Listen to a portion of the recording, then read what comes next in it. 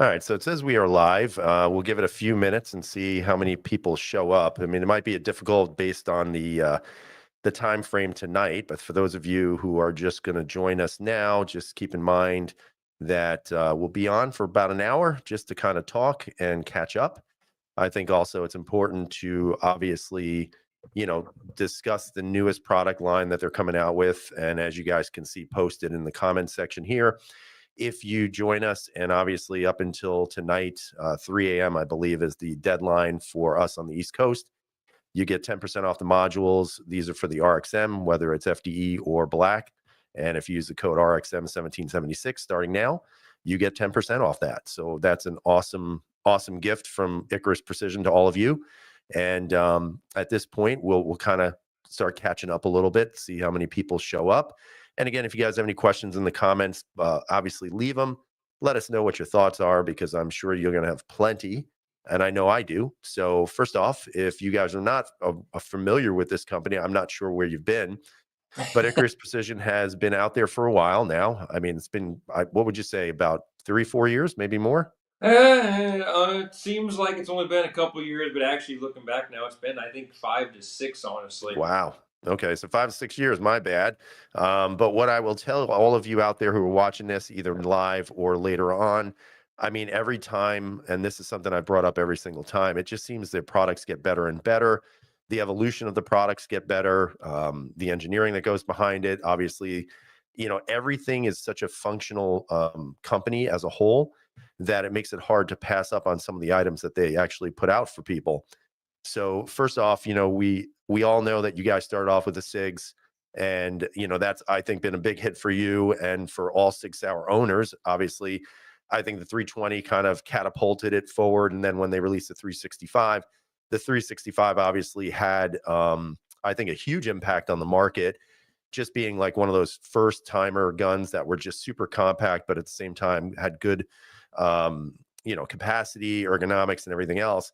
And then when you guys kind of evolved the line of the 320 and then the 365, I think the company itself created such a name for itself that a lot of people are, whether they're making their SIGs Gucci SIGs now, or, those types of things.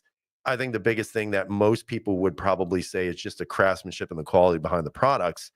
And now, of course, we forward with the Echelon. You guys created the lower for that, the lower for the Zev products, and now introducing today the RXM, which in my opinion was a no-brainer, right? It's got a modular system in it.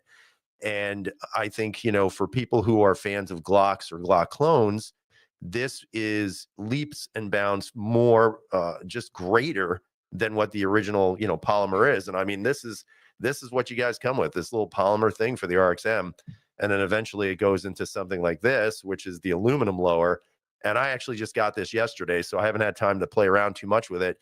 But you're never going to convince me that this is meant to stay this way, just based on what I'm touching and feeling and playing with. And for those out there who aren't really familiar with the product just yet, keep in mind, guys, that this thing comes in two different sizes. This is actually their RXM X model. This is the longer grip. So it's more of a 17 grip, 45 grip, 19X grip with the actual 19 slide. So this is the one I chose because to me, that's like the ultimate combination, especially if you guys have familiarity with the 19X or the 45. The ergos were just amazing on it, but this is just fantastic. So obviously, I'm going to let the man, the myth, and the legend speak about his own products. So Travis, tell us a little bit about what's going on with the company and where you're seeing things going with this RXM. Well, like you were saying, it's been I think about 5 years. In 2019, 2020, we kind of started getting going with the 320 was actually our first entry into the SIG platform. But then the 365 came up within about 4 or 5 months after our 320. The 365 hit, and that actually just took off. The 320 still was going pretty well, but the 365 just surpassed it by leaps and bounds. I mean, it was such a revolutionary idea to have the Build-A-Bear customizable FCU where you could just swap things out and the slides interchange. The only thing different was the mag lengths kind of screwed you up, but most everything was interchangeable. So that was a huge industry shock and a big opportunity. So we got involved with that, and that is our bread and butter. SIG is still our bread and butter product by every sense of the word. Like you said, we got into Springfield with the Echelon, got him with Zev and the OZ9, which is our really first kind of tiptoeing into the Glock realm. Granted, that's the high-end Glock realm.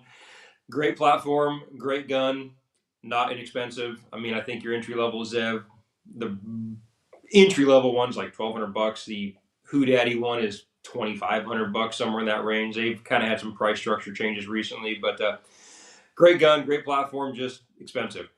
Made a module for it that made it even more expensive, granted, but still was a game changer for the gun and was popular. Got into 2011s, or I guess, sorry, double stack 1911s is the technical term because Staccato likes to get after you if you use the term 2011. And that module, we got involved with TTI to help them develop an aluminum module for their Combat Master line of guns, which is awesome. I love 2011s. They're, again, not exactly inexpensive. Great range toy. A lot of fun to shoot. But from the very inception of us getting into aluminum modules or frames with SIG, within the probably first 5 to 10 emails we got from customers about the product was, what are you going to make for Glock? When's the Glock frame coming? What are you going to do for Glock? And I mean, we all know that Glock is the 900-pound gorilla in the room. They are the biggest by miles in the industry. I mean, they're huge. I don't think there's a close second even. So it made sense to get into Glock. So we've been playing around with how to get into a Glock platform for a long time. As we all know, that the Glock frame is technically the serialized part on a Glock. So you can't just make this and send it to somebody's house. It doesn't work. ATF would frown upon that, very much so. So we've been kicking around the modularity side of it. The Zev was one way to go. We kind of started working on our own modular chassis system for a Glock system, which this is the one and only one even in existence of prototype that we made of our own chassis system for the Glock platform. And then Ruger just kind of surprised everybody from what I understand. I found out about a month before this was coming out that this is even a thing. And it was a rumor. It wasn't even a real thing. It was hey, I'm told that Ruger and Magpul are coming out with a FCU system for a Glock. Okay, cool. Then it came out. I don't know if it was kind of an under the radar secret for the whole industry, or I was the only guy in the closet that didn't know, but it kind of shocked me, honestly. I loved the concept when it first came out. I was like, this is great. It's very inexpensive. I mean, it's a $400 gun that it's a total gun. It actually has a universal optic system that's actually pretty good, so you can direct mount multiple optics to it. It has suppressor height night sights as standard. It actually has a pretty damn good trigger. It's got a better OEM trigger than a Glock Gen 3. It's not quite a Gen 5, but it's good. Right. And it is backwards compatible with everything Glock OEM Gen 3, which sounded pretty good. I got one, started playing with it, and I was like, I really got to get on a module for this thing. I think it's going to go well. I started getting some interest from some of our larger dealers about, hey, we think this is going to be a big platform. You guys got to make something for this thing. So I got motivated one night, and I just was pretty much up all night in the computer from basically dawn till dusk and even into 2 in the morning, and just sent on SolidWorks, just tweaking on this thing, tweaking on it, and revising it, and got a rough concept all modeled up of how this thing was going to fit together. Made a couple of them, made a few revisions to it to try and get a lot of the things dialed in. It took around probably 6 or 8 versions of it to really get it to where it all fit and functioned the way we wanted it to.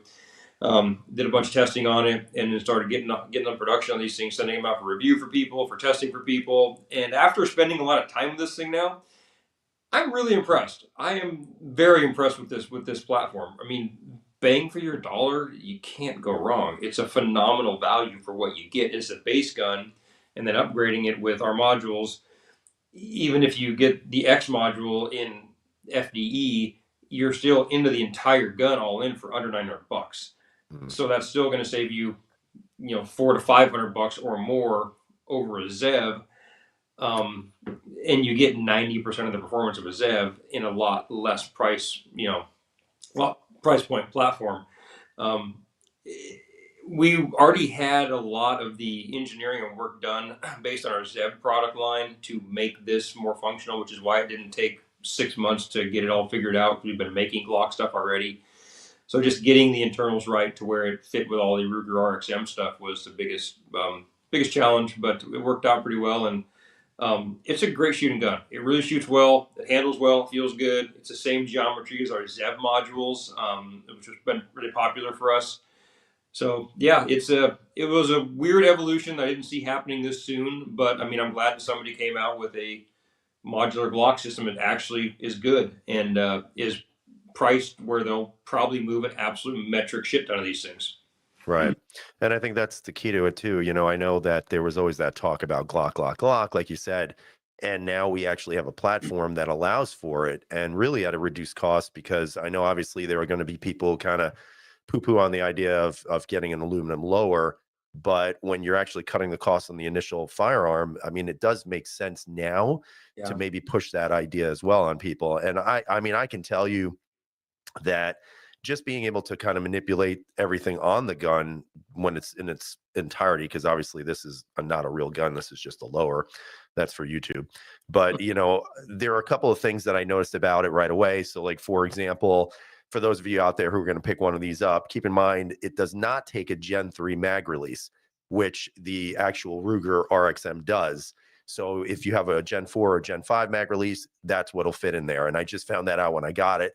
So I have to go out and get a new one because I'm actually using one off of my MR920. So I'm going to get a new one, put it on there, aluminum, and make it look a little prettier than it does now.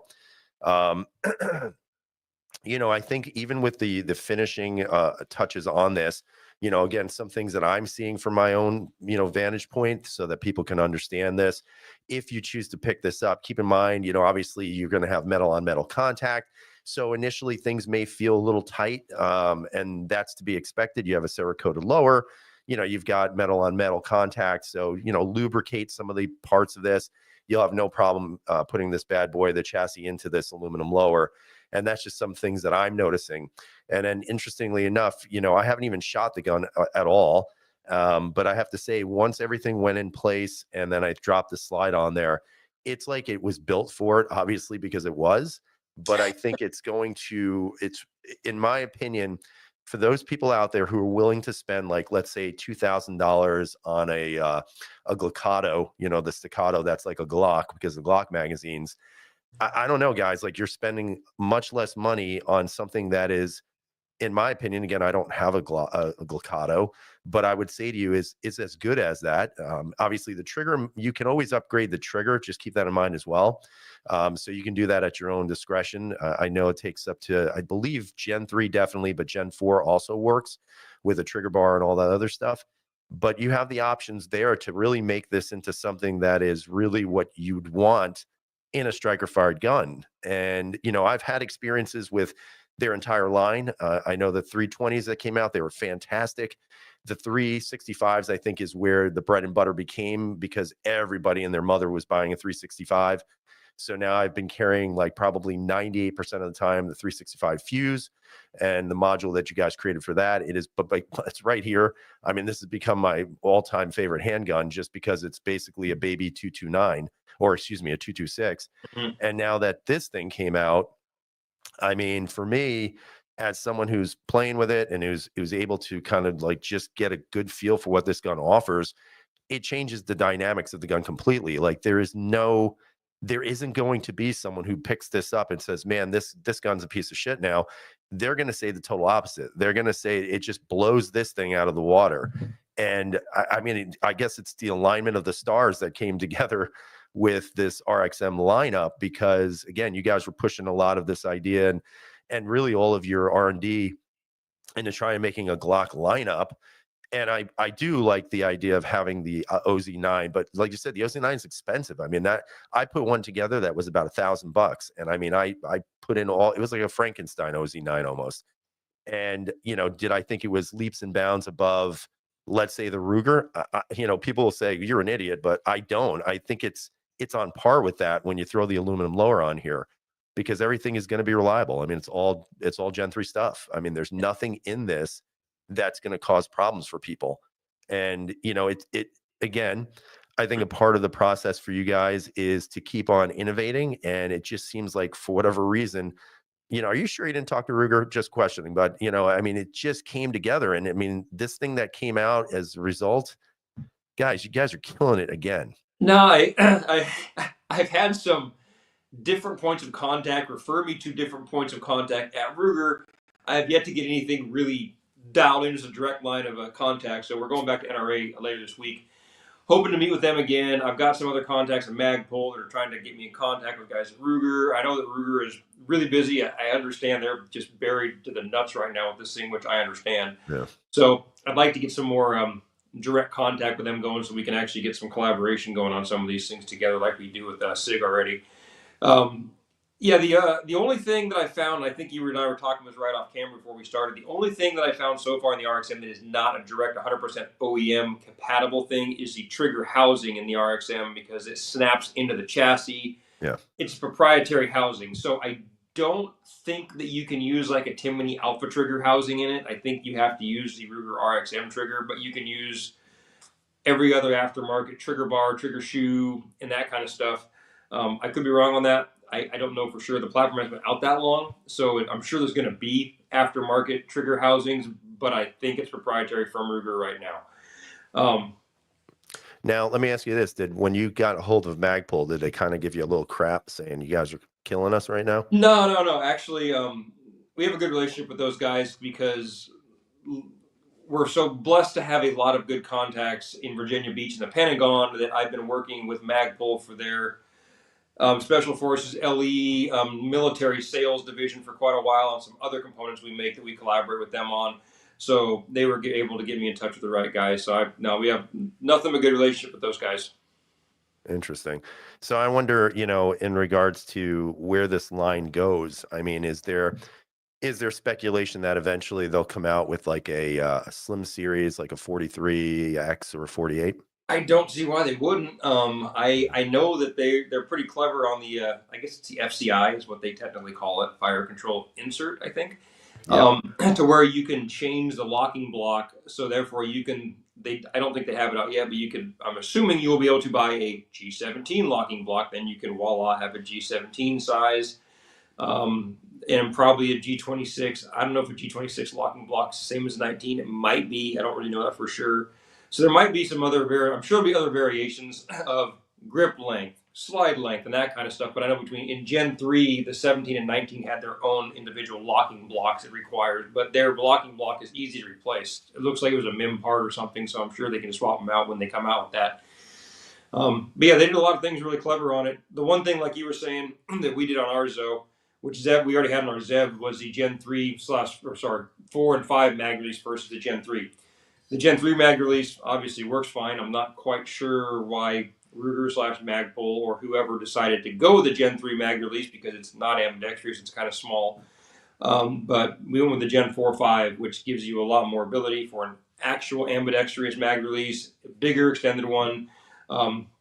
That's probably the one part that we try to put in our description of the module, like, hey, your only thing that's not going to work off your RXM is the mag release. You have a Gen 3 mag release. This requires a Gen 4 and 5. We are selling Gen 4 and 5 extended mag releases on our site, available too with a wire.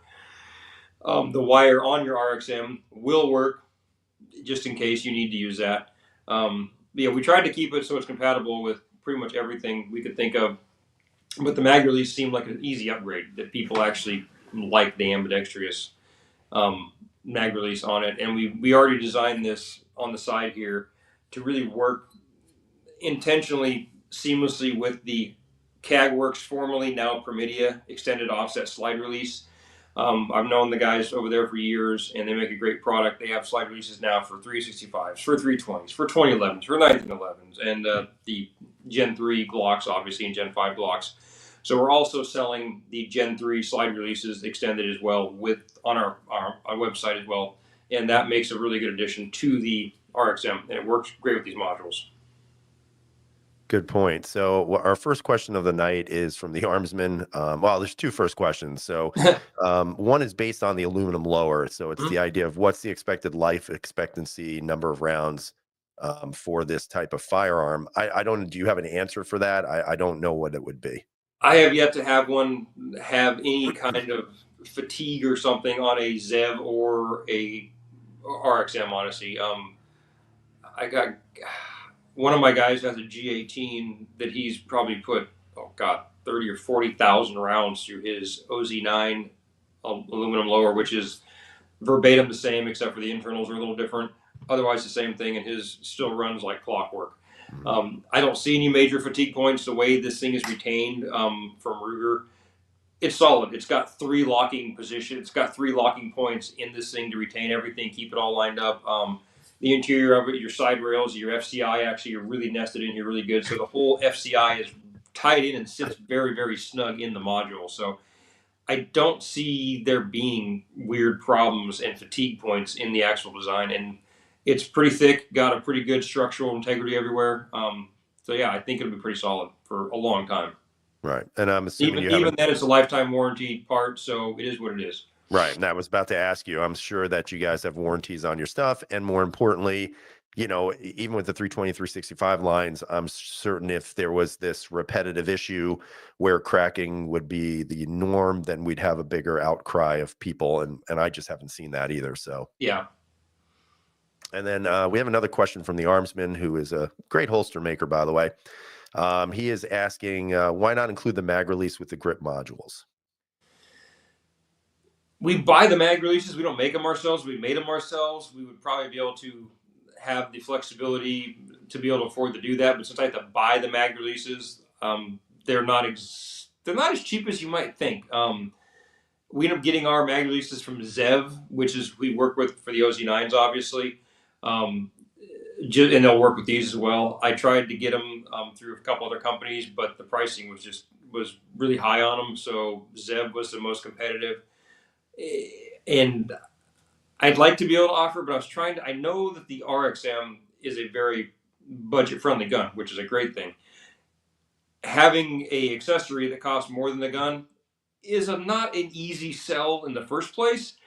And if I add another $30 on top of it for the mag release or $40 on it, it's going to push the price point up even more and make it even less accessible for people. And the majority of Glock guys have so many Glock spare parts laying around that usually they have a Gen 4 or 5 Glock laying around they can take the mag release out of and plug into their whatever module they want. So it's luckily most Glock guys have tons of Glock spare parts. So I didn't want to have to raise the price just to supply something the customer might already have. That makes a lot of sense. And there's a big thumbs up on that. I don't know who gave that. I don't know if you saw that on your side. I think it's the new operating thing from Apple. If you do certain hand motions, certain things. Really? That's great. I've had that happen before too. So the other question I have for you is on the table. I mean, I know that you guys have the Glock 19 size, but also the 17 lower or 45 19X, whatever you want to say.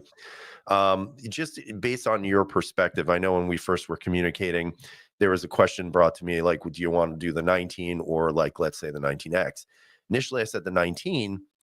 But then I said, you know what, let's do the 19X. And I remember your response was like, 19X for the win, or, 19X rules or something like that. Yeah.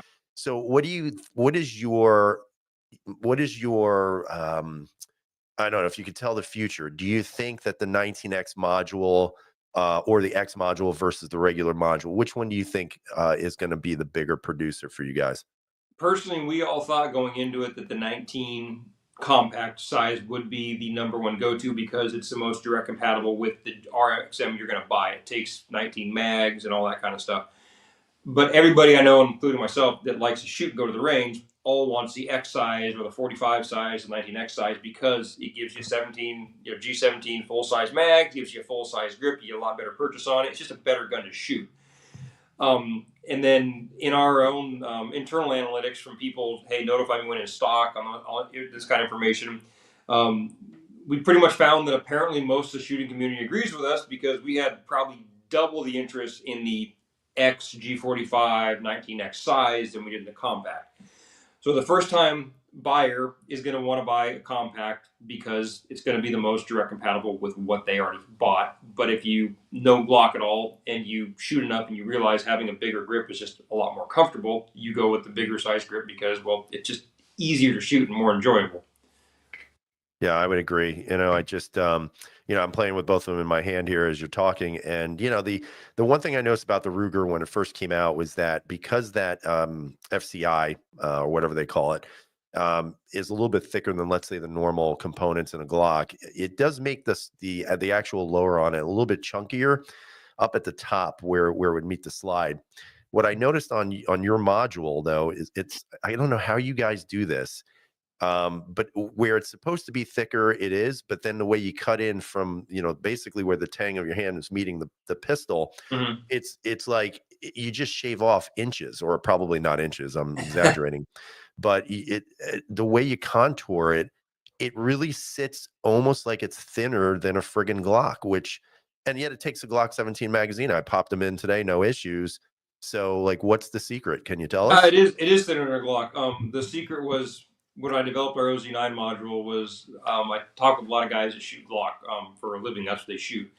And they were like, "Hey," I was like, "Hey, what do you want in a Glock?" Well, we want to have it, number one, not have a Glock hump. We want it to be 19-degree angle, not 21, and we want it to be thinner in this area so it has a perceived less length of pull. So I just started hacking away in the modeling software to see what I could get away with doing without making it, structurally, having structural integrity problems, and having it just super slim right back in here by just hacking out all this material, which was pretty thick in the Zev.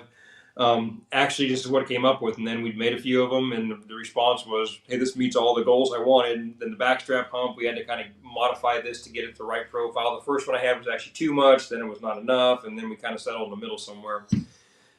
It's all the modules we've done now for different full size or compacts. Just kind of learn what the general consumer likes to. They want the gun to feel like in their hand. Right.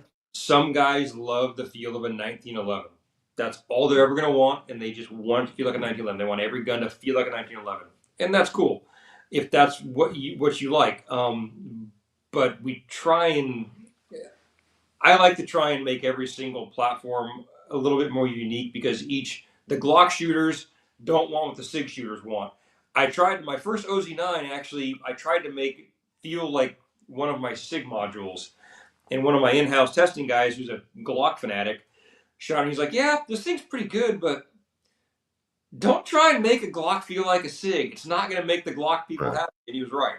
So I went back to just making it mostly Glock-esque, but just a more evolved Glock profile by getting rid of the Glock hump, which is not a popular feature, getting the angle a little more traditional, not 21 or 22, whatever Glock is, Right. and then just trying to make it slimmer, sleeker, where it could be slimmed down, and trying to try and enhance the performance of the general feel of what Glock guys like.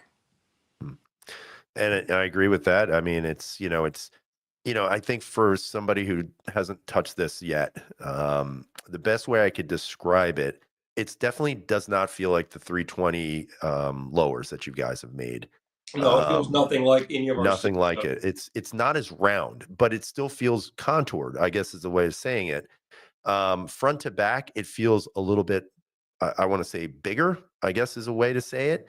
But it's like the way you cut in, like right in this area here, your hand just goes right where it needs to be. I mean, Yeah. everything was just like, I don't know if maybe you guys used my hand as the model, but the way it feels in my hand, and I'm certain it probably feels the way in most people's hands, is like this thing just is melting right there, and it's just hitting everywhere it needs to for maximizing, control, you know, um, definitely, making sure that you're maximizing and utilizing as much real estate on this pistol for the controlling of it. But again, it's a different feel. So like even from the Ruger RXM, with the lower that it came with, it's just like a stubby lower. Like some people call it, the Glock's a block, right? I would say this isn't necessarily blocky. It's rounded off more, but still pretty blocky. And then when you put this thing, just the contouring in here, making sure that you guys did these cuts the way you did, the undercut as well in here, it just, I mean, I don't even know how to describe it aside from the fact that it just sits lower, feels better, and ergonomically is just correct. And this is what people are looking for when it comes to just trying to transform a Glock or even a Glock clone into something that is so much more usable and user friendly. And I just think that if people are going to go out there and purchase this thing, you guys are going to be I I don't even know how to say it aside from just thoroughly impressed because of the fact that it's an evolution of a platform that needs to be evolved, and it's not even coming from them directly. It's coming from a third party that is just killing it when it comes to ergonomics and just usability. So, again, kudos to you guys. You did a great job with it. Do you have a 19 and an X, or you have a C, a compact, and an X both? This is the X Okay. model. Because on the compact, the first ZEV we made was the OZ9 compact. Then we came out with the X model later, and then the standard or full size ZEV after that. The one thing I didn't like about the compact was that it felt short, like your pinky was Right. always just kind of falling off, just like on your RXM OEM module. Your pinky has nowhere to go. Right. So this time I was like, hey, so let's try and do some accessories to go along with it. So I came up with a mag well that will work on any of our OZ9 modules we've made and also on the RXMs now because they're similar, where your actual pinky has somewhere to kind of rest on there. It's a Yeah. nice contoured feature. Plus, it gives you a little more surface to, a funnel to put the mag well in. But mostly in the 19, it gives you a really good spot for your finger to rest on. So it just feels like your pinky's not hanging out in the wind somewhere. Right. It's not as pronounced on the X, but it still feels good on the X. So I felt like that was a thing that I wanted to do on the OZ9 compact. I just never had time to do because our OZ9 and the RMX or RXM this time now will still work with ZEV OEM detachable mag wells as well as our own. They're backwards compatible. Um, but that helped a lot, I think, with the just overall feel of the 19. Because the 19, I didn't mind carrying and shooting it wasn't my favorite because your pinky's got nowhere to go. Right. But now with the magwell on it actually feels pretty good. And like you say, we tried to make the beaver tail longer so you get less chance of slide bite on this than a 19 or a normal Glock. The RXM, I think, has a little bit of a more beaver tail than the OEM Glock. Yep. Magpul did a good job with the module. I mean, again, they're trying to make it be comfortable for everybody, not really specifically anybody. Right. And we just tried to make the ergonomics. We found what works good on our SIGs. We found what works good on our OZ9s and trying to blend them together to figure out what the ergonomics could be and what the potential was for the RXM. Luckily, Ruger gave us a little more real estate to work with the FCI being a lot thinner profile than the OZ9 chassis. Yep. So that actually worked out in our favor this time. And it's pretty solid too. So if people are going to sit there and say, well, the OZ9 is like $1,100, $1,200, and it's better quality, I beg to differ. I think the just the way they designed it, it's pretty robust. And like I said, when it's sitting here inside the aluminum frame, it again, there's no play here. I mean, it's the best thing I can say to you guys if you choose to buy it is the fact that this thing was created around this module. At least it seems that way. And there is absolutely no play. There's no the tolerances are excellent here. It's just a well done piece of machinery. And I have to say, once again, you don't think that you guys can come out with something newer and something better every time. And guess what? You do it every friggin' time. And Yeah, so I put quite a bit of effort this time to make the FCI actually fit without requiring a lot of effort and force in that because I know some of the 365, not so much 320, more 365 chassis were snug as hell. The FCUs were just tight. Some of that is our tolerance are tighter, and a lot of that is the fact that SIG was at one point having like 4 or 5 different manufacturers MIM their chassis, and after X amount of MIM shots in a mold, they have to rebuild the mold, and then the tolerances change, they rebuild the mold. So I have variants of 365 FCUs that are plus or minus 7 to 10 thousandths, which is a lot. So some are snug, some are loose. It's just kind of hard to say. The FCI for the Rugers seem to go in pretty darn smooth. They assemble not hard at all. Pens line up good, tap in good.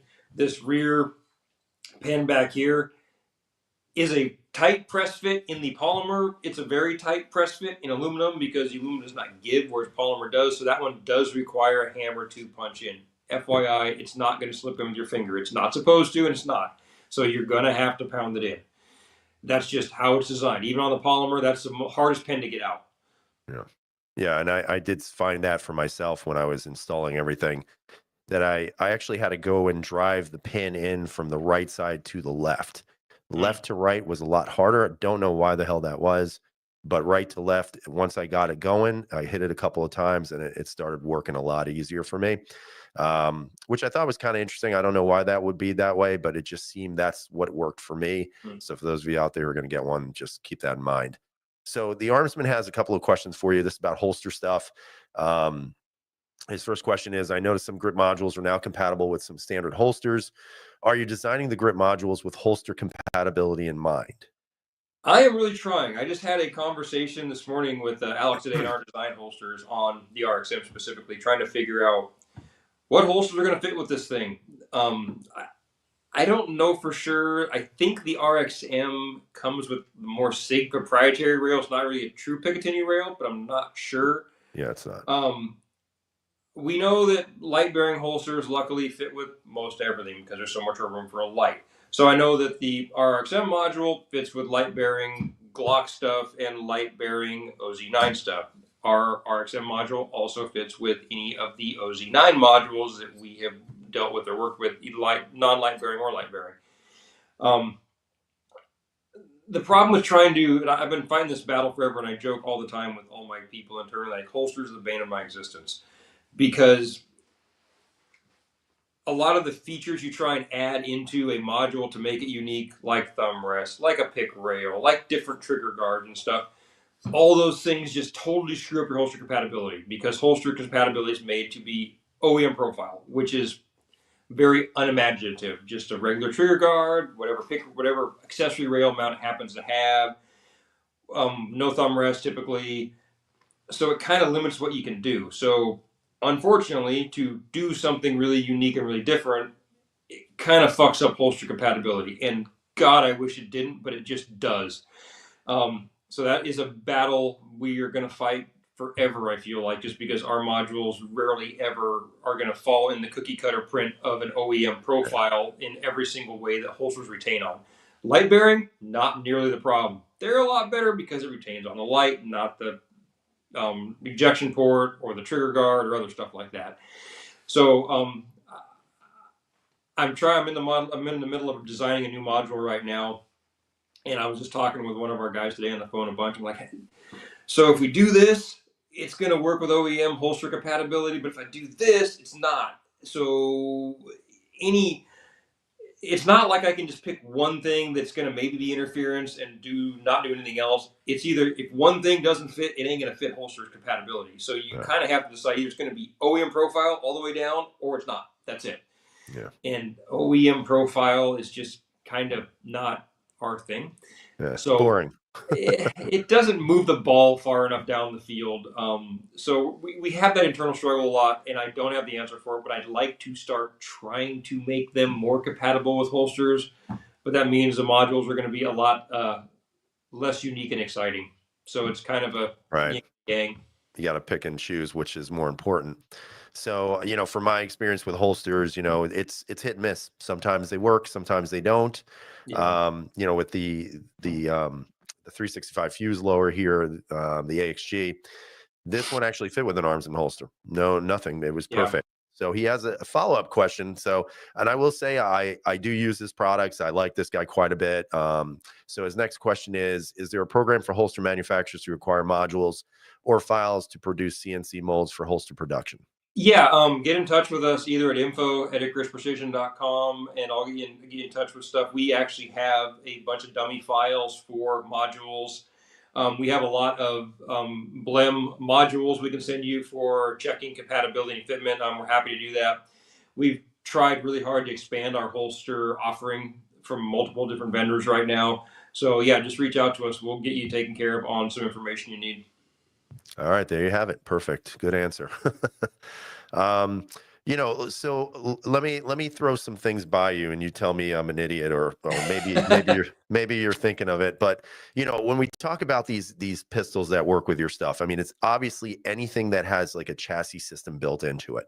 Mm-hmm. The SIG has been notoriously ahead of the game when it comes to this. Depending on who you listening to. Like I've been giving SIG a little crap lately just because of these guns are going off for some strange reason, right? Nobody knows why. And obviously, the 365, I've never had any issues with. I love it. This is by far the best carry gun I've ever owned. And then I go down the list of other manufacturers that have chassis systems involved in them. I know one I might as well not even ever bring up because it would be Steyr, even though, that was, again, one of the originators of chassis, but I never think I did a think it damn was the thing. original chassis design. Actually, you brought that up before too, and it's if there was an overwhelming market demand for it, I would jump all over it. But it's a very Yeah. great gun, great platform, great company. Just such a nichey market. It's Yeah. Oh, yeah. Yeah. I Yep. guarantee. Like you say, well, if you develop it, I guarantee you'll sell one. Okay. Yeah, you'd sell probably 5, 10, maybe. That's about it. But so that's definitely true on that end. But then there's another firearm that is also a chassis system, which is kind of interesting because it does remind me a lot of the Ruger RXM. But again, doesn't have this massive following unless you own the gun and you know how damn good it is. But that is the PTR Archon Type B. I mean, that gun is amazing. I know of the Archon Type B, and actually, one of my good friends, the owner of Permidia and Cogworks, he actually runs an Archon Type B, and he's a phenomenal shooter and a phenomenal instructor, and he loves the Archon Type B. But I didn't know it was a chassis system. Yeah, the whole thing's removable. Okay, I And did it's not know that. I it, always thought it was a serialized lower, just like a Glock. So that's news to no, me. But I've heard nothing but good things about that. I know it has an incredibly low bore axis. Is one of the things I remember hearing. super low. Yeah, so I'll look into that. I never paid it any thought because I just thought Yeah. it wasn't a chassis system. Oh, it is. As a matter of fact, I actually just bought the FDE lower for it in Hmm. polymer, and it comes out in one big chunk, and it is very similar to the Ruger. It's Hmm. just built a little bit nicer, I think, a little bit better. Hmm. But you just pop it out, pop it in, and boom, good to go. So Hmm. yeah, it Yeah, really is a fantastic firearm. Just nobody again buys them. yeah. I don't. I've never had one in my hand personally. I've heard nothing but good things about them, but I thought it was a serialized frame. I didn't know it was a chassis. That's Yeah. news. Yep. All right, so enough of that. Let's go back to this baby that you got in front of you. So all right, so you talked about magwells, you talked about mag releases. There is some back and forth about like what triggers fit in this thing, what don't. I've been trying to do a lot of research myself just to see, because the trigger is okay. It's not great, but it's definitely better than a stock lock trigger. Um, I think overall, when I look at this in its entirety, um, with the slide and everything on it, it is hard pressed for me to say to you, you guys, like, you got to keep on building and making newer things. I just don't know, like, how do you improve on what's getting to be perfection already? And that's Yeah. the question. Every time I have to sit down and design a whole new product, that's kind of always a challenge. It's like, well, we did this, it worked really good. I like that, but I don't want to do that again. So what do I do next? And I don't think I don't think the industry or myself is done doing different things and new and trying different things at all. But there's only so much crap you can throw into a 5 pound bag. At some point, you start Right. running out of room of how much things can you make better. That's becoming a challenge because some of the stuff is getting so good, and you can integrate so many features into a product anymore. We're starting to experiment in different materials on some of our products. We're doing some more steels, actually, some stainless steels, some super alloys, some titanium, some Inconel, some Damascus. Oh Um, wow. all of which those will not be inexpensive, just Right. FYI, as you can imagine, but unique. They'll be more of a very, very limited run type stuff. But every time I think I have some time to sit down and actually really focus on doing some really unique exotic metal limited run stuff, then Ruger drops something like this, and I'm like, well, Right. shit, I got to get on this thing right now. Which is not a bad thing. Trust me, it's a good problem to have, but it still could be a problem. Um, I'm on your Glock trigger issue. The as far as I have found with the 5 or 6 different Gen 3 trigger bars that I have, all of them have fit in the RXM fine and function great. I have a Fowler trigger, I have a couple agency triggers, a couple of Zev triggers, and just a few other ones too, and they all work, fit, function fine, feel great. So I think I think everything Gen 3 accessory aftermarket OEM should be 100% compatible on the RXM besides the trigger housing. I think that is the only thing that's proprietary on it that I'm aware of. Gotcha. So I guess my next question, and this one is going to be probably a tough one for you to answer, is all right. So you got your 320s, you've got your 365s, your echelons, your OZ9, your 2011s, which we're going to talk about here in a second, and then now you have this, the RXM. Of all the lines that you have created, which is your favorite? Oh, that depends. Man, that's a hard question. If it's gonna be like an EDC gun, a 365 sub macro is my go-to because you get almost a full-size grip, 17 rounds in a really nice concealable compact package, but all the good ergonomics, thumb rest features you want. If I'm going to go to the range and shoot, a 2011 all day long. Pick one. There's only about 30 manufacturers that all make great 2011s. TTI, Staccato, Atlas, they're all phenomenal shooting guns. Expensive, but they're good. Yeah. If you're going to be tromping through the jungles in some godforsaken, Asian country somewhere, Glock-based platform, it'll work. Right. It'll go bang when you pull the trigger. So it just depends on the application. For a range toy, 2011. For EDC, a 365. For an actual duty gun that's just going to work when you want it to work, something Glock. Gotcha. That's pretty smart. Yeah, that I don't. There's no one. There's no like one gun that just. Every time we go to the range, I usually bring like 5 or 6 gun cases, and we kind of just shoot through all of them. Yeah. So. Yep. I think we all do that. It's always hard to say what's the one gun that you'd always want to have or next to you, because there's so many damn good ones that it's hard to choose at times. If it ended up being Apocalypse Now and Fallout, I'm taking a Glock. That's what I'm taking with me into a bunker. Yeah, well, you're gonna find all the parts for it, that's for sure. All right, so let's talk a little bit about your 2011s. Not a lot of fanfare about that, at least not that I'm aware of. I know that 2011s, or whatever they want to call them nowadays, it seems to have caught fire. I mean, everybody and anybody is talking about them, using them. Me personally, I think they're nice and everything, but very price conscious that I am. In other words, cheap. I just don't see myself necessarily, drawn to stuff like that right away. But what do you see in your future as building lowers for 2011s as a whole? We got involved with 2011 due to Terran Tactical. They reached out to us about doing some stuff with their Combat Master guns, which was a great way to get into the 2011 market. It's kind of like getting into the car market by starting off with Rolls Royce, so it's a good deal. It took about 6 months of designing and tweaking that, and there was a lot of revisions to get what Terran wanted in the module. I mean, it doesn't seem like it'd be that hard, but it was actually really hard to get what he wanted because he's a phenomenal shooter. So we kind of got that all worked out with them. The one thing I'll say about the 2011 market that I actually do like is most of the guys that are buying 2011s understand that very, very, very, very few parts in a 2011 are a direct drop in, wham, bam, you're done, it's going to work. There is almost always a tiny bit or substantial amount of hand fitting gunsmithing that's going to occur when you start swapping parts. We designed ours specifically around the trigger hoop that TTI uses and the mag release that TTI uses, which is a Dawson Precision mag release for Gen 1 STI, and then a trigger shoe and trigger hoop. I can't remember who the manufacturer is exactly, but it works great with those versions of it. So we've had feedback like, hey, my trigger doesn't fit, I have to do this or do this, and like, yeah, it fits with a few triggers and some it doesn't. You have to sand this or file this. And I hate to tell people you got to file on your module you just spent $450 on, but apparently that's just kind of how par for the course for 2011s. Not all, but some.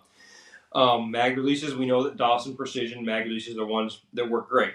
I love the 2011. It's a blast to shoot. It's a great shooting gun. It's flat. It's just a great gun. The triggers are the best in the market. I mean, that's what makes the 2011 shine. The triggers are just freaking phenomenal. Luckily, I don't think we've had any of the actual frame manufacturers not fit. Pretty much just fit like they should with our modules for them. It's pretty much always trigger related. my trigger hoop, my trigger shoe doesn't fit like I want it to fit, and apparently you just have to sand them. That's normal in the industry, which most of them are pretty cool about it. Some people are like, hey, this doesn't fit. What does fit? And I wish I could say do this one, but I don't even know exactly what trigger it is that TTI uses in their guns. So Right. theirs fit great. Everybody else's kind of fit. Um, like you were saying, the 2011 market has just got huge in the last year or so. It's just everybody and their brother's making a 2011 or Yep. some part of a 2011. I get why it's a great gun. And you can you can get into a Springfield Prodigy for $1,300. Yeah. They're pretty solid. It's a pretty good shooting gun. I mean, if you go to a TTI Sand Viper at $7,000, yeah, it's going to be a better shooting gun, but Yeah. $1,000, $7,000, Right. depends what you want to spend. And there's a lot of choices in between that are all really good. Yeah. But even the more budget friendly ones are making a really solid gun. I don't know how far we're going to go down the rabbit hole because there is so many people doing it and doing it well and doing Right. it very cost effective. Staccato with the HD came out, obviously around shot. Glock pattern mag, cool. It's a good shooting gun. Have one of those. Work with those guys on some stuff too. I like it. But Platypus, I think it's Platypus Arms has Yeah. already had their Glockado for a while. It's a good gun. Yep. Then recently, I think it's Fusion came out. Yeah. With Ermox and Fusion. Yep. yeah, Glock pattern mag, and it's a really good gun. It's like $1,300. So that barrier is kind of unbroken as far as the price of entry to get into one, and Right. it's solid. So you're not buried to that $3,000 plus price point. Now you can get a pretty good 2011 or double stack 1911 for that $1,200 range, and then you can Right. tweak it a little bit you want. I like our 2011 module a lot. I don't know how much we're going to really be going more to try and do more with that because it's being done by so many people. It's being done pretty well.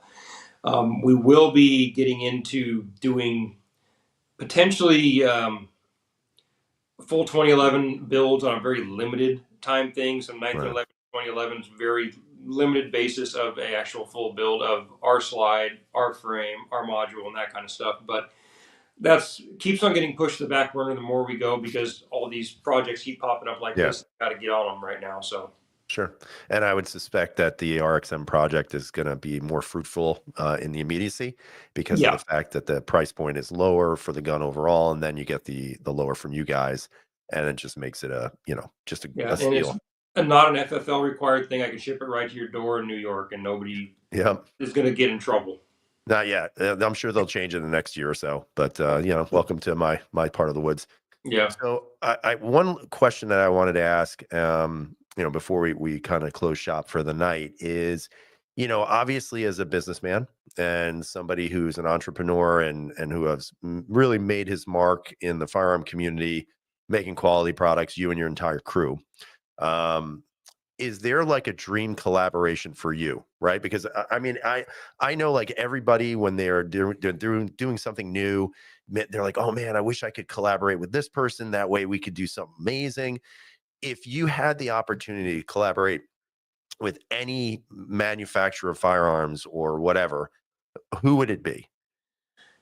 That's a good question, but it's one of those things. Again, I've thought it was, oh, this guy would be awesome to do something with, and then honestly, we maybe have, and they've all been good. We've actually all of the OEMs that we've actually dealt with have actually been very good, very helpful, and very good to work with on different projects. And the go-to one would always be like, oh, I think doing an official project with Glock would be great. But that's Yeah. probably the most unobtainium one of any of them because they don't work with anybody. It sounds Yeah. like, I don't know for a fact, but it seems like that's the thing. And even at that, I don't know that Glock wants any part of what I do. This Right. is such a departure from what they do and what I do. It's a big delta. That's a big jump. Yeah. But even working with Staccato, working with Terran Tactical, working with Springfield, working with SIG, has all been really good. They're very helpful. And we actually have, I want to say, at least 5 to maybe 7 other OEMs that we're actually currently working on collaborations with on projects, either existing or future projects they're going to be launching. Cool. And they've all been great. They're all really good to work with. They're pretty helpful as far as, hey, we talk about, hey, do you want me to do something that is like yours but like this, or do you want me just to go ham with it and do some crazy shit? Right. And usually the option is, well, we want you to do one kind of like this but better, and then go do something crazy over here, and you take that risk.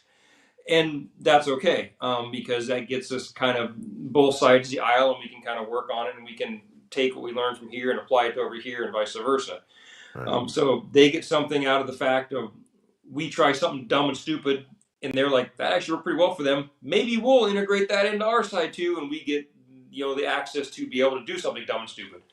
So I don't really have the one overarching that I can think off the top of my head to be like, that's the person. But they've all been good. All the guys in the industry we worked with, even the influencer guys who work with Travis Haley on some projects, he's been really helpful with giving me feedback on stuff. Some of the smaller guys even have been super helpful with doing destructive testing, giving me feedback on, hey, this is great, this sucks, why'd you do this, what were you thinking, oh, this is Right. genius, I can't believe nobody ever did this. You get all the spectrum of those things, but you can kind of put them all together into something. So Sure. all the guys have been really good to work with, that we've dealt with so far. Awesome. Well, so that was a great no answer, but it was a good answer. I Because don't have an answer for you. yeah, I don't know who it would be. Like I say, we've been so fortunate to have all the big OEMs yeah. want to do something already, and they've all been great. Um, Can I ask one question? You probably won't give me an answer on this one because I know it's I've asked it probably before and I didn't get an answer. And I'm not giving you a hard time. I don't want you to think I am. But it's I would find it hard, like as a business, to kind of open up the keys to the doors to the castle, say, come on in, do whatever you want with my product. I mean, has there ever been like a worry from one of these groups that has been like, shit, if you do this, you're gonna kill us because your product's better than ours? I don't think so. We've actually had pretty good the situations where they've given me something or I've given them something. It ends up usually being at the end of the day where it actually helps us both. So it Right. hasn't. I mean, I guess I'm too easy going of a guy on stuff like that, but so far it hasn't actually screwed me yet. So until it does screw me, which I'll probably be a little too late at that point, I'm just gonna Yeah. keep working like I work, because it's been really a really good symbiotic relationship with everybody we've dealt with so far. We've both gotten something out of the relationship, and that's what's important. Yep. And I guess that's the good part of the gun community, when it actually works together hand in hand. You produce great stuff, and next thing you know it, you're reshaping what people can imagine a firearm being. I don't think many people, when they saw the RXM come out, um, was there ever the idea in some people's brains, oh my God, wait, could there be like a modular to this that's aluminum? And I just think, I remember there was a part or something you guys posted on Instagram one point, and you dropped a hint, and it was a hint, and I kept looking at it and I'm like, man, what could it be? And everybody was guessing like all kinds of different shit. And I just said, I know exactly what this is going to be. It's going to be an RXM. So I put RXM, and then you guys quickly ghosted me. So That wasn't me. I don't handle Instagram yeah. anymore. I can blame somebody else for that. Yeah, yeah, and it was just a lucky guess, but it was the only thing that made sense at the time because, like you said, I don't think anybody realized the RXM was coming out. And then once they introduced it and said it's a modular thing, I'm like, son of a bitch, this is gonna be a killer. I know it. I can tell. Well, I think I didn't really. I didn't. Nobody really thought or planned on Ruger launching this product. They always Yeah, figured somebody else who was a known Glock player would do it first. So I didn't really follow Ruger's marketing on it, but I don't know if they marketed it as modular or it was just kind of one of those things that was left up to the consumer to figure out. yeah, yep.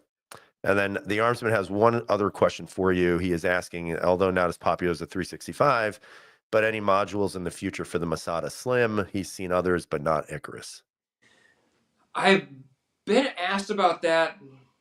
Probably I can count on both hands the amount. I know it's popular in certain circles, but when I've dealt with very little through IWI, I believe is who actually imports out or manufactures it. Mhm. Um, the amount of product they bring in the country is compared to the bigger players like the SIGs or Glocks is so minuscule. Right. I'm sure that their market is like rampantly passionate about it because I've heard good things about it. I think it's a good platform. I've never had experience with it. None of my guys shoot it. I've never even held one or seen one in real life, honestly. Is it a possibility? Yeah, it's a possibility.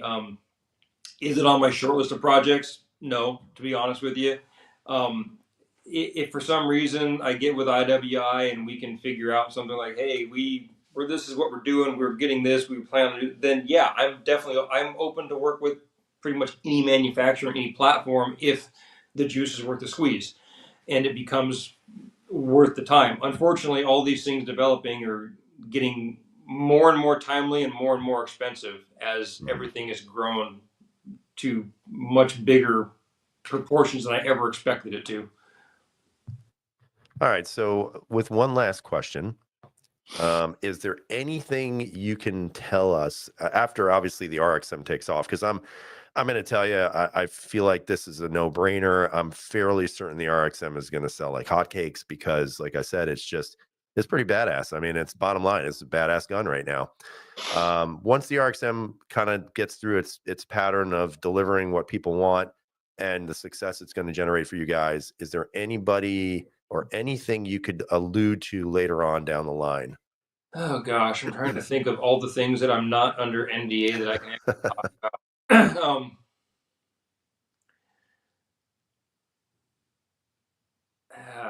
Our own products, even. Yeah, don't There, give there away are state there are secrets. there's actually there's so many. There's probably like a dozen that are actually potentially all really cool. They're all unique. They're all twists on either new platforms or currently existing platforms, but just better and different versions of it. And they're all really good. I think they'll be really good. I don't know that I can say anything about them. It's not off the top of my head. Sorry, but I think the RXM is going to be a not even in our module per se, but just the RXM as a platform Yeah. will be huge because now you can build a barrel Glock just like you could a 365 or a 320. Yep. But now in a Glock, which has kind of always been the dream of the overall Glock enthusiast, is hey, how do I be able to mix and match all this shit and not have to buy a new gun every time or Right. have my frame stippled? I mean, because I know I know a ton of guys that have $2,000 or $3,000 into the most freaking hot rod Yep. badass Glock, but they're stuck with this. It is always going to be this. You can't Correct. just Yes. change it out.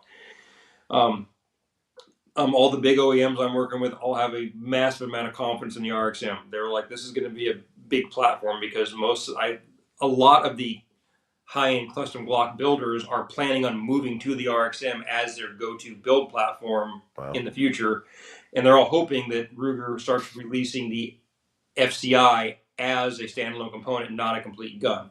Right. We'll see if that happens because right now they're selling so many guns they can't keep up. So I don't know why they sell just the one product. Right. Right. You're good on them. Um, I can't think of anything off the top of my head that I can really say a whole lot about at this moment. And I'm sure And you after we get this call, I will think of it, but I Yeah, can't and that's right okay. now. And you probably shouldn't. Like, I think you really just focus on this because I think this is going to be a killer for you guys. Like you said, I think it's the universality, if that's even a word, I don't even know, of Glock as a whole, and then having this ability to now finally make the ultimate gun under $1,000. I mean, it's just friggin' awesome. Yeah. No, it's a cool concept. Like we've all known for years since the 320 came out, how do you do it to a Glock? How do you make a Glock like that? And it just took a few years, obviously, but it turned out really well. And I think they hit just the right budget, the right market, and the right time because the economy's not exactly crushing it right now. So money is a little bit. Right. And one last thing the Artsman also mentioned, which makes a lot of sense. And to be honest with you, it's the only reason why I bought the gun too. Is he's saying that RXM sales are probably going to go up now that these things are available for them. People are probably going to go out rush to buy it, and then eventually put your lower on it. Which you God, I know, hope so. I listen. That's the only reason why I got one. I don't have any reason to get another Glock clone. And fortunately, everything just seems to work out the way it should. And I can't wait to open this thing up and shoot it and just, I'm loving this thing. I mean, it's just like I said, a lot of people say I'm a sellout or whatever, or I'm just chilling for you, but I'm not. I mean, I have yet to be disappointed with anything that you guys have created, and that says a lot because, I've had guns that are good, some that are bad, but there's never been a moment where I've ever second guessed, having one of these modules and saying, this is a waste or it's a piece of shit or anything. It's never turned to that. It's always been, my God, they did it great. Now they did it even better. So it's, you guys are doing a great job. Thank And, you, man. I really appreciate everything that you're doing with this line now with the And RXM. this is the first time we've ever done an actual product launch with you, that we've actually had stuff in stock available Yeah. for sale right now. Usually it's always sold out in the first like 10 Yeah. seconds, or it's actually a pre-order only. So we actually stocked up on quite a few of these things in both sizes, both colors, as actual in stock, available for shipment within the next 5 days or so. Wow. That's And then great. we have a decent amount in pre-order allocation already. It already at coatings and anodization right now and in process. So I'm hoping it's a really good platform. I put a lot of eggs in this basket because I feel good about it. The only thing about it that I didn't love is the fact that this costs more than the entire gun, which kind of sucks, and I get Right. that. But the overall value for what you get for the total package price is pretty solid because you can't buy. Name me another all metal gun you can buy for under $1,000. There's nothing out there. I mean, it's just Right. not, you know.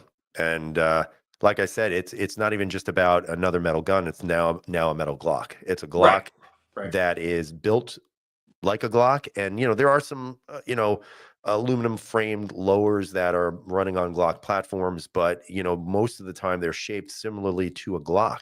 Yeah. This is not that. It's a beast of its own. And trust me when I tell you guys this, go out, use that 10% off code RXM1776. Start now. Use it. Trust me, you're not going to be disappointed. Just a hell of a product overall. Just great Thank job, you. guys. All right, so it is now 6:06. We are going to end the stream. We didn't get too many people coming in, but I guarantee you there will be people watching this as the night progresses. I'm sure people are still kind of getting back from work, after Easter, and if they went to work, I didn't, so there you go. But watch it again. You have until 3 a.m. Eastern Standard Time to get it on the East Coast, 10% off, and I'm telling you, you're not going to be disappointed. Once again, Icarus Precision wins, and that's it. So, all right, we'll say goodbye. Have a great night, everybody, and I will end the stream now.